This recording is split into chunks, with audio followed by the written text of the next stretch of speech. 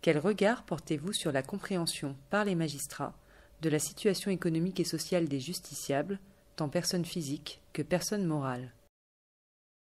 Pour avoir eu la chance de siéger au Conseil supérieur de la magistrature et avoir mieux perçu, je crois, les valeurs qui sont celles de la magistrature, je n'ai aucun doute sur la volonté, en tout cas, des magistrats de bien comprendre autrui, les justiciables, et non pas seulement comme un être humain abstrait, mais comme un homme ou une femme situé dans un certain contexte économique et social. Encore faut-il que les magistrats aient les moyens de cette compréhension. Et cela peut supposer un effort d'apprentissage, je crois, dans au moins 2 séries de cas, notamment à l'égard des personnes physiques, des justiciables personnes physiques qui sont en situation d'exclusion, de particulière précarité. Ils peuvent devoir mieux comprendre quel est l'enchaînement des circonstances qui a conduit à cela, quelles en sont les conséquences aussi. Cela peut aussi poser des difficultés à l'égard des justiciables personnes morales, spécialement des entreprises, et de ceux qui dirigent ces entreprises ou qui travaillent dans ces entreprises. Certes, certains magistrats ont travaillé en entreprise avant leur entrée dans la magistrature, mais les plus nombreux sont issus d'une formation purement juridique, une formation même d'excellents juristes, puisqu'ils ont réussi les concours de l'ENM. Mais comme professeur de droit, je suis bien placée pour connaître les limites de cette formation juridique. Il faut donc que les magistrats cherchent ailleurs que dans cette formation initiale, ailleurs que dans la formation préalable à leur entrée dans la magistrature, les clés de compréhension, d'une meilleure compréhension de la situation économique et sociale des justiciables. Et ça, c'est, à vrai dire, c'est l'ENM qui peut l'apporter, et notamment les stages qu'ils font au sein de cette formation. Quels seraient, selon vous, les axes d'amélioration possibles sur ce sujet dès la formation initiale? Cela me pose 2 questions. D'abord, faut-il améliorer cette formation initiale? Et ensuite, comment l'améliorer? Alors, faut-il l'améliorer? La réponse n'est pas si évidente, en fait, parce que la formation initiale est déjà très très lourde, très intense. Elle n'est pas extensible à l'infini. Et puis ensuite, les formations préalables à la prise de fonction, la formation continue notamment, dont les justiciables ignorent souvent l'ampleur, permettent d'apporter aux magistrats le bagage nécessaire avant des fonctions qui vraiment sont directement à vocation économique et sociale. Pour autant, je crois oui qu'il faut améliorer encore cette formation initiale, il faut poursuivre dans ce qui a été fait, parce que sinon cela risquerait de détourner certains magistrats de l'envie d'accéder à des fonctions qui ont vraiment une forte connotation, enfin des enjeux économiques et sociaux forts.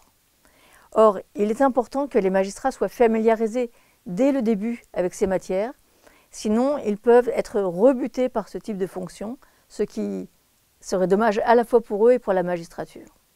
Et puis je crois surtout que tout magistrat, qu'il exerce des fonctions civiles ou pénales, qu'il soit juge aux affaires familiales, juge de l'exécution, qu'il intervienne en matière correctionnelle, sera confronté à ces situations économiques et sociales, prendra surtout des décisions qui auront un fort enjeu économique et social, et donc dès ce stade, ils doivent avoir une grande sensibilisation à ces enjeux économiques et sociaux.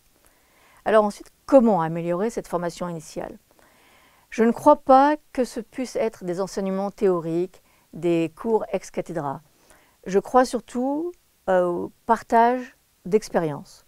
Je crois qu'il est bon, par exemple, que les stages leur permettent de s'immerger dans ces milieux, qu'ils en comprennent donc de l'intérieur les difficultés, les nuances, les complexités. Je crois beaucoup aussi aux études de cas, au partage d'expériences par les magistrats, de cas qu'ils ont rencontrés. Par exemple, pour l'apprentissage de la lecture des pièces comptables, je crois qu'il faut que ce soit des études de cas, comme d'ailleurs c'est projeté par l'ENM, qui leur permettent de comprendre l'enjeu de la bonne lecture de ces pièces comptables. Et puis je crois aussi qu'il faut multiplier les échanges avec des responsables du monde économique et social, que ce soit des chefs d'entreprise, mais aussi des syndicalistes, que ce soit des régulateurs économiques, mais aussi des lanceurs d'alerte, que ce soit, encore une fois, des décideurs ou des membres d'ONG, par exemple. Donc il faut ouvrir tout cela, c'est peut-être un axe d'amélioration possible. Que souhaiteriez-vous apporter aux auditeurs de justice et aux magistrats en qualité de doyenne des enseignements du pôle vie économique et sociale? Je dois dire que j'aborde ces fonctions de doyenne du pôle vie économique et sociale avec modestie d'abord, et puis avec confiance.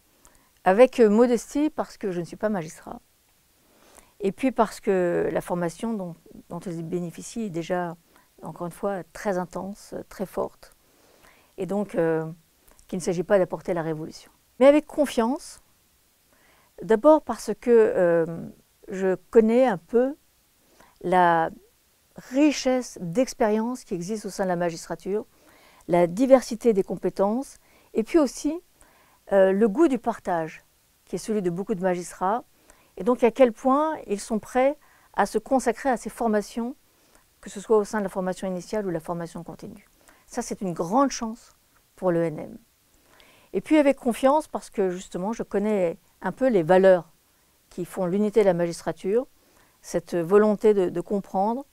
Dans un récent numéro de la revue de l'ENM qui s'appelle Justice Actualité, un numéro qui était consacré justement aux magistrats judiciaires et les enjeux économiques, un magistrat, c'était une magistrate en l'occurrence, disait « juger, c'est comprendre ». Et clairement, il y a cette volonté.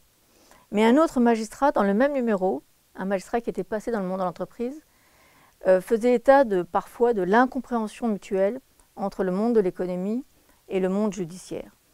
Eh bien, je voudrais essayer de continuer à aider les coordinateurs de formation, c'est ça le rôle que je conçois. Avoir un rôle, disons, de catalyseur de la richesse de ces compétences pour qu'elles soient partagées. Un rôle, je dirais aussi, d'accompagnateur, accompagner les coordinateurs de formation de l'ENM. Et puis un rôle de témoin, disons, de par la diversité de mes expériences, à la fois du monde économique vers le monde judiciaire, et aussi du monde judiciaire vers le monde économique, car il faut que cette ouverture de la magistrature au monde économique et social soit aussi mieux connue et reconnue à l'extérieur. Je crois que c'est aussi l'un des enjeux.